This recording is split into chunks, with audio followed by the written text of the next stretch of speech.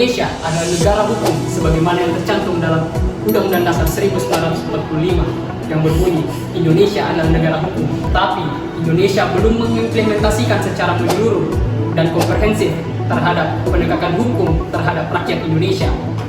Ini terbukti dengan berbagai pelanggaran HAM yang terjadi hingga saat ini. Banyaknya kasus pelanggaran HAM di Indonesia yang sedang marak saat ini menjadikan masyarakat menyoroti bagaimana sih hukum di negara ini menindaklanjuti pelaku, karena faktanya pelaku saat ini masih banyak yang berkeliaran dan bahkan belum ditindaklanjuti oleh hukum.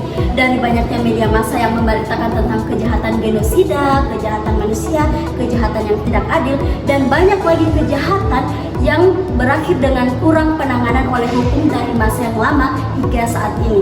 Hak asasi manusia atau yang biasa disebut dengan HAM adalah hak yang telah melekat pada setiap individu yang diberi oleh Allah Subhanahu wa Ta'ala, yang wajib dihormati, dijunjung tinggi serta dilindungi baik dari diri sendiri, orang lain, bahkan negara, demi kehormatan serta perlindungan harkat martabat manusia. Aparatur negara baik secara perorangan atau kelompok kerap kali melakukan pelanggaran hak asasi manusia.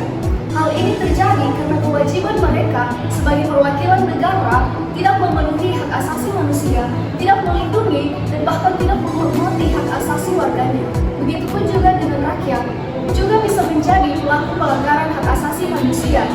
Pada tindakan tertentu, mereka biasanya menggunakan kekuasaan, pengaruh, ataupun modal untuk menutupi kasus tertentu.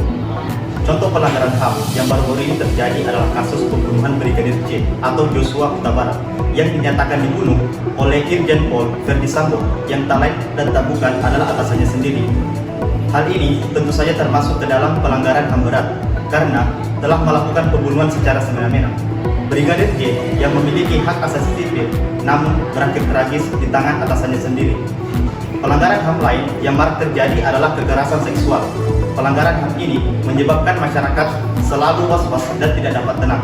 Hal ini tentu saja mengancam hak atas kebebasan pribadi sebagaimana yang tercantum dalam Undang-Undang Nomor 39 Tahun 1999.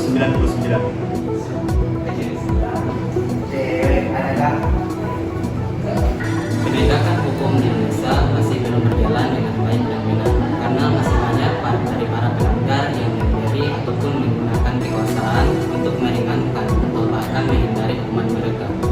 Banyak di antara mereka yang memberi hukuman agar mereka bisa mendapat hukuman yang lebih ringan dari sebagaimana mestinya. Yang tidak sedikit pun juga dari mereka yang bahkan berakhir bebas, yang berarti mereka tidak mendapat hukuman sama sekali. Peraturan tentang penegakan hukum terdapat pada Undang-Undang Nomor 26 Tahun 2000 tentang Pengadilan Hak Asasi Manusia. Pada undang-undang ini sudah tertera dengan jelas hukuman-hukuman bagi pelaku pelanggaran hak asasi manusia. Namun masih banyak yang tidak melakukan hukuman-hukuman yang tercantum pada undang-undang ini dengan semestinya. Kesimpulannya, penegakan hukum terhadap pelanggaran HAM di Indonesia masih harus ditingkatkan. Negara harus memberikan perlindungan kepada seluruh rakyatnya tanpa terkecuali. Dan penegakan hukum harus dilakukan secara konsisten dan profesional. Masyarakat juga harus melek terhadap HAM dan aktif dalam memperjuangkan hak asasi manusia.